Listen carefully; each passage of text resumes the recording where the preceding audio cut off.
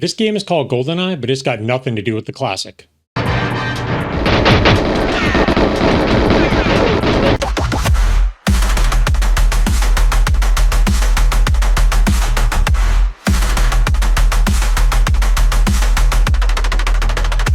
So how did this happen?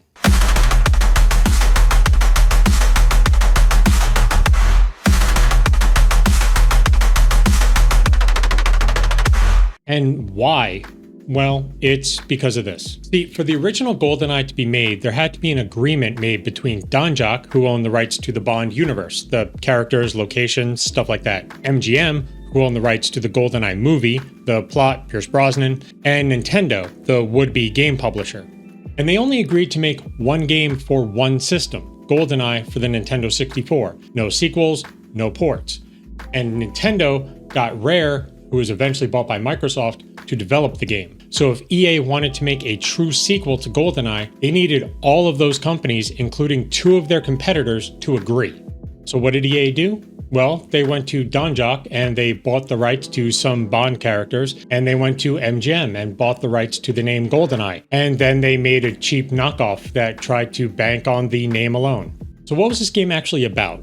You're an unnamed MI6 agent on a mission that goes wrong and gets Bond killed. They retell this story through a tutorial mission that ends up just being a simulation that you're replaying for MI6, and as soon as the simulation is over, you get fired, so I don't really know what the point of any of that was. But you join Goldfinger, who gives you a cybernetic implant, a golden eye. Get it? And you get thrown into his turf war with Dr. No.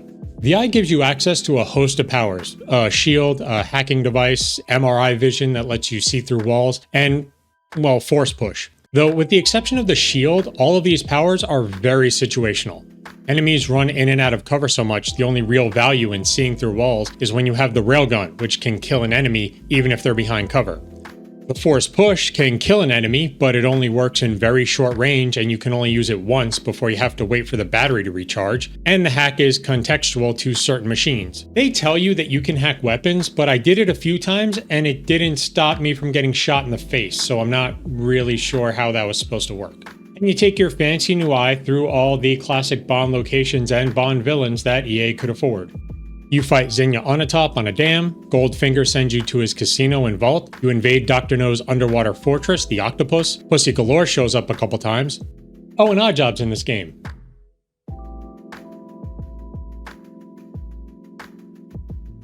Did you see Oddjob? And Blofeld even gets a cameo, because apparently EA thought this lazy cash grab was going to get a sequel. And in case I haven't made it clear, this game does not live up to the name GoldenEye.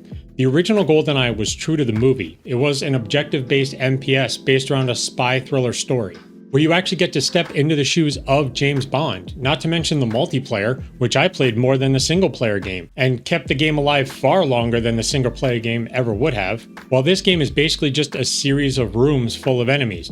You ride an elevator or you walk down a hallway into a big room full of enemies, then you go to the next elevator or hallway into the next big room of enemies. Wash, rinse, repeat. That's the game. There are exactly three types of enemies: the grunt, the slightly stronger grunt, and bosses who have a shield, but you get your shield from your golden eye, so I don't know why they also have them. The weapons are at least pretty varied. There's handguns, shotguns, assault rifles, sniper rifles, and the Omen XR, the one-shot kill that'll take down an enemy or you in one shot. And by the end of the game, you're facing enemies with shields and one-hit kill weapons, sometimes several in the same room, which made me Google how much it would cost to replace my monitor if I put my controller through it. At least they let you use enemies as human shields, and then you can throw them off ledges when you're done with them, which is the only fun part of this game. Little confusing when enemies would take each other as human shields though. Usually hostages only work if it's someone the person trying to kill you would be reluctant to kill. But you can't expect much from enemies whose best battle strategy is to just run back and forth. Though, considering most of the guns in this game have terrible accuracy, it's not that bad of an idea. Most of the time I ended up holding onto the starting pistol just because it had infinite ammo and pretty decent accuracy at range. So I would just keep my crosshairs in a spot I knew the enemy was going to run back to and then open fire when they were in my sights. This is helped by the game letting you dual wield any one-handed weapon, so I would keep my pistol in one hand and a better weapon in the other. And that's a gameplay loop. Enemies that run around aimlessly, guns with terrible aim, some situational powers, and one fun mechanic that lets you throw guys off roofs. I wasn't impressed, and neither were critics.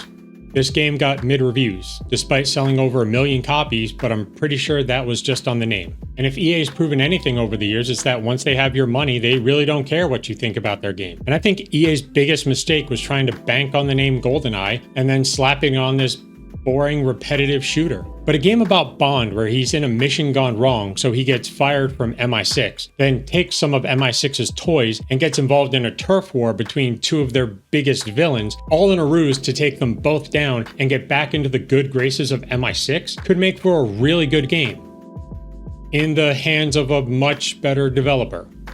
But that's just what I think. Tell me what you think in the comments down below. Good or bad, let me hear it. And while you're down there, if you could hit the like and subscribe buttons, I'd really appreciate it. And I'll see you next time.